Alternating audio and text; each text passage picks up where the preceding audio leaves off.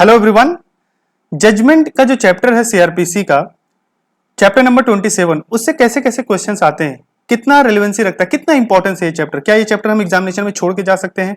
पीछे जुडिशरी के एग्जामिनेशन में और एपीओ के, जैसा कि आपको पता होगा कि यूपी एपीओ का एग्जाम आने वाला है। यूपी एपीओ के एग्जामिनेशन में सीआरपीसी के इस चैप्टर से यानी कि चैप्टर द जजमेंट से कौन कौन से क्वेश्चंस आते हैं, कैसे क्वेश्चंस आते हैं और क्या वेटेज है इस चैप्टर का, सभी चीजें आज की इस वीडियो में डिस्कस करेंगे। हेलो एवरीवन, वेलकम करता हूं मैं इरफान अपने जुडिशियल अड्डा चैनल पे। और आप सभी से मेरी एक रिक्वेस्ट है कि अब तक अगर आपने हमारे चैनल को सब्सक्राइब नहीं किया है, प्लीज सब्सक्राइब करिए, लाइक करिए, शेयर करिए। हमारे यूट्यूब चैनल का नाम है जुडिशियल अड्डा 1, लिंक है, आप जुडिशियल अड्डा इंटर करेंगे आपको मिल जाएगा। और प्रेस आइकन को, बेल आइकन को जरूर प्रेस करें, सब्सक्राइब करें, लाइक करें और कमेंट भी करें।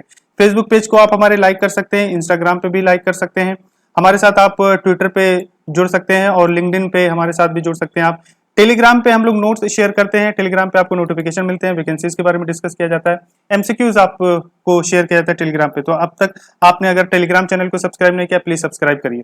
चलिए आगे बढ़ते हैं और जजमेंट के चैप्टर से कौन कौन से क्वेश्चंस रेलिवेंट होते हैं आपके लिए, इसको हम डिस्कस करते हैं।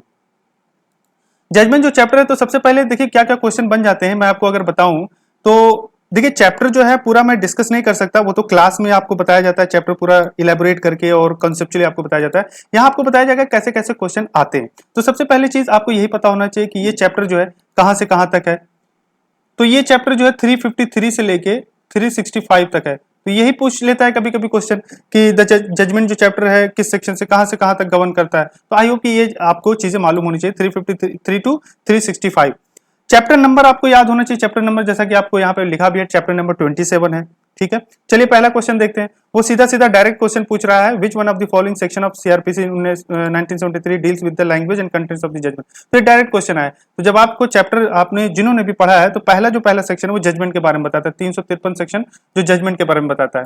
लेकिन 354 जो है वो बात करता है कंटेंट्स की, वो बात करता है लैंग्वेज की। यानी कि 354 जो धारा है वो बात करता है कि भाई जजमेंट किस भाषा में होनी चाहिए और इसके कंटेंट से क्या क्या होंगे। तो मैंने बहुत ही इलेबोरेट करके डिस्क्राइब किया था। तो सबसे पहली बात आप यही जान लीजिए कि जजमेंट की लैंग्वेज हमेशा वही होती है जो कोर्ट की लैंग्वेज है। अब सवाल आता है सर कोर्ट की लैंग्वेज क्या होगी। भाई कोर्ट की लैंग्वेज कौन तय करता है, ये किस सेक्शन में लिखा है, सीआरपीसी में ही लिखा है, हमने पढ़ाया भी है। तो ये 272 जब सेक्शन आप पढ़ोगे तो वहां पे लिखा है कि जो कोर्ट की लैंग्वेज होती है वो हमेशा स्टेट गवर्नमेंट तय करती है, apart from high court. Except high court, other जो कोर्ट्स होते हैं उसकी जो लैंग्वेज क्या होनी चाहिए वो हाई कोर्ट तय करती है। ठीक है, तो ये ऐसे ऐसे क्वेश्चंस बन जाते हैं आपके। कंटेंट्स की जहां तक हम बात करें, जो 354 में है कंटेंट्स, तो आप उसके लिए पढ़ लीजिएगा। बहुत सारे कंटेंट मतलब पॉइंट होना चाहिए, पॉइंट्स फॉर डिटर्मिनेशन होना चाहिए, यही सब सारी चीजें होनी चाहिए कि पॉइंट्स फॉर डिटर्मिनेशन क्या है। ये भी सवाल आपके क्वेश्चन में आ सकता है ना। रीजंस क्या है, आपने जो ये डिटर्मिनेशन ये पॉइंट किया उसका रीजन क्या है, बैकअप क्या है उसका, किस वजह से आप उस पॉइंट ऑफ डिटर्मिनेशन पे पहुंचे।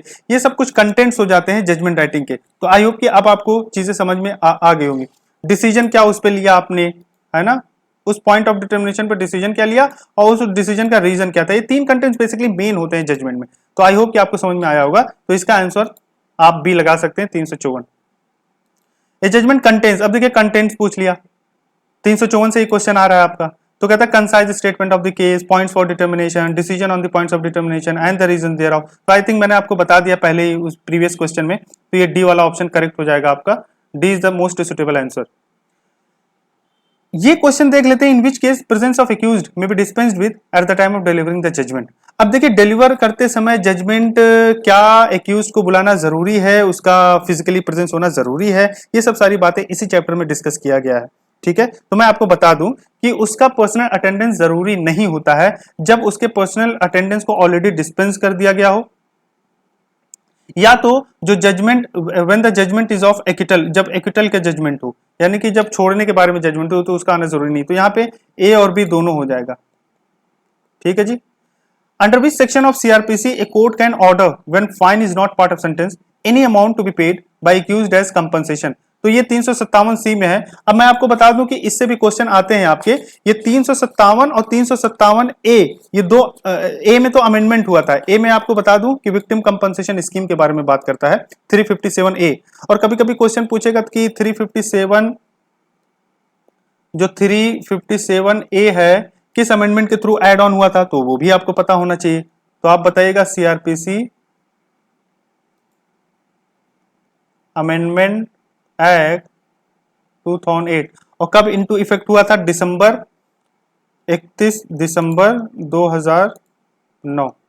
तो ये कुछ पॉइंट है जो आपको याद रखना पड़ेगा। बहरहाल 357 में कंपनसेशन के बारे में बात की गई है कि ऑर्डर टू पे कंपनसेशन, कोर्ट जो है कंपनसेशन कैसे पे करवा सकती है एक्यूज से विक्टिम को, ठीक है। तो 357(3) ये बात करता है। Judicial magistrate of first class convicted a man under section 420 IPC, है ना। She now intends to impose a fine on the convict using her power under section 357 subsection 3 of the code of criminal procedure. अब aforesaid context में बताइए कि कौन सा statement सही है। कह रहे हैं quantum of compensation can not exceed 10,000, quantum of compensation can not exceed 5,000, quantum of compensation can not exceed 1,000, there is no limit on the quantum of compensation the magistrate may impose. तो ये आपको मिल जाएगा 357। जब 357 का subsection 3 जब आप पढ़ेंगे तो वहां भी लिखा है कि when a court imposes a sentence of which fine does not form a part, court में when passing judgement order the accused person to pay by way of compensation such amount as may be specified in the order to the person who has suffered any loss or injury by reason of the act which the accused person has been so sentenced. तो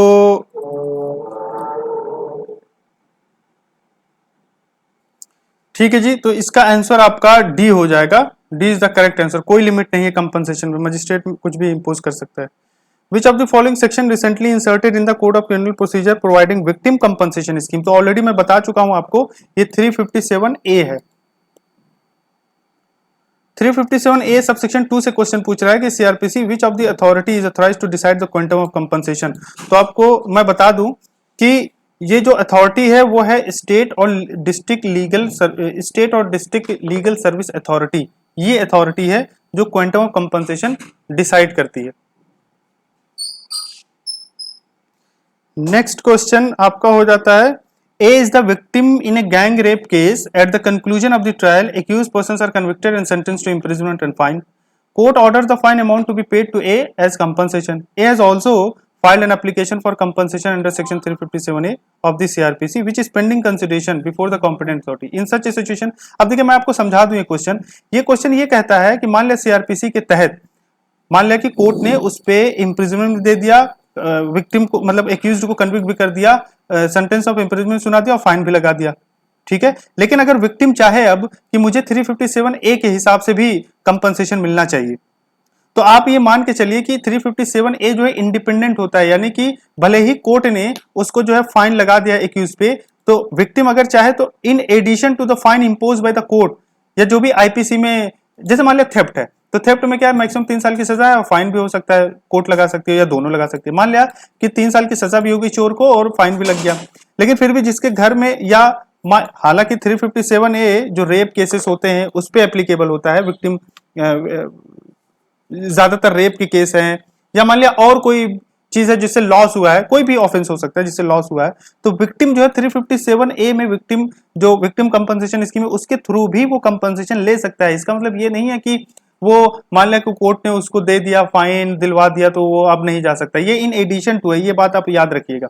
तो इसका D वाला most suitable answer है, D वाला जो कहता है state government shall pay compensation under section 357A of CrPC in addition to the payment और fine as compensation to under section 376 D. यानी कि ये सब रेप का केस है और ये इस मान लिया कोई तेजाब फेंक दिया किसी को, वो वाला केस है, तो उसमें जो कोर्ट दिलवाती है वो तो है ही है, लेकिन 357 में विक्टिम आ सकती है, एप्लीकेशन लगा सकती है और extra in addition to that वो एक्स्ट्रा कंपनसेशन ले सकती है। ये आप ध्यान रखिएगा 8 में। The compensation to the victim under section 357 of the CrPC can be passed by, तो ये आप तीनों के द्वारा आप कह लीजिएगा कि ट्रायल कोर्ट पास कर सकते हैं, अपीलेट कोर्ट पास कर सकते हैं, रिविजनल कोर्ट पास करते हैं, सेक्शन में लिखा भी है, तो एनी ऑफ द अबव हो जाएगा। Victim compensation scheme under section 357A was incorporated in, तो मैंने बता दिया आपको दिसंबर में 2009 में इनकॉर्पोरेट हुआ था, तो 2009 आप बोल दीजिएगा।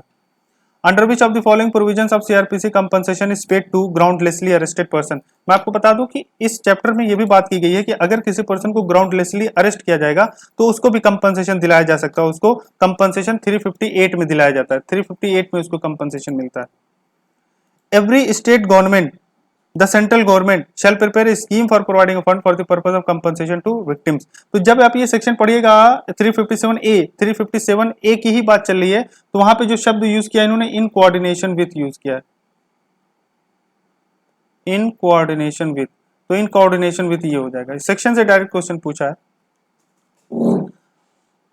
ऑल हॉस्पिटल पब्लिक हो या private shall provide the first aid and medical treatment free of cost to the victims of offence of acid attack and rape. तो ये किस सेक्शन में है?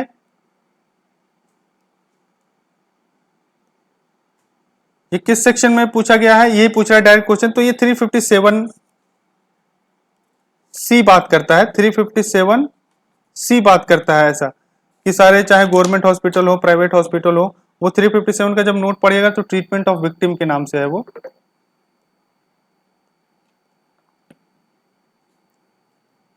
Treatment of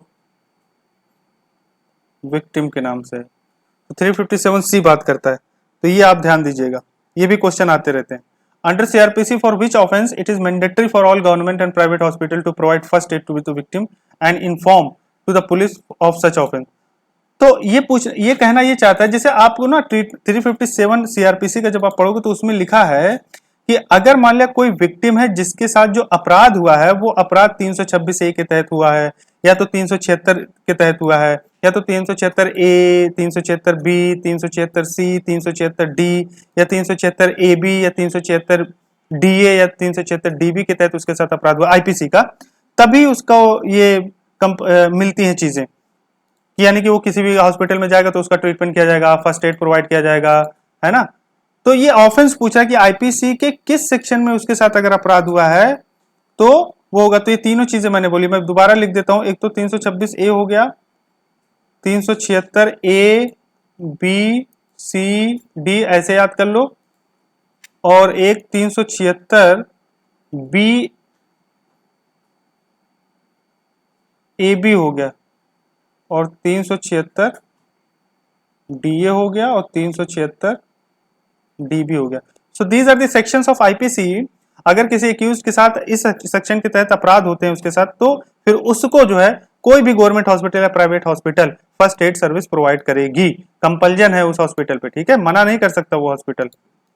treatment of victim has been incorporated under code of criminal procedure 1973 by criminal amendment act 2013 under, ये 357C देख लीजिएगा, सी वाला जो था इसका जो अमेंडमेंट हुआ था इसी साल हुआ था।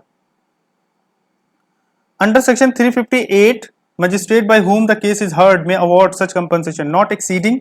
अब ये कह रहे हैं कि 358 का मामला ये ला रहे हैं। 358 का मैं आपको बता दूं कि 358 में क्या है। मैंने आपको अभी भी बताया कि कंपनसेशन, अगर किसी पर्सन को ग्राउंडलेसली अरेस्ट कर लिया गया है तो उसके बारे में कंपनसेशन की बात की गई है। तो कोई पुलिस ऑफिसर मान लिया किसी बंदे की वजह से किसी पर्सन को अरेस्ट कर लिया, वो लेकिन ग्राउंडलेसली था, कोई सफिशिएंट रीजन नहीं था, सफिशिएंट ग्राउंड नहीं था, बाद में पाएगा। तो जिस इंसान की वजह से उस बंदे को अरेस्ट किया गया है उसको जो है कंपनसेशन देना पड़ेगा, अरेस्ट जिसको अरेस्ट किया गया था गलत तरीके से।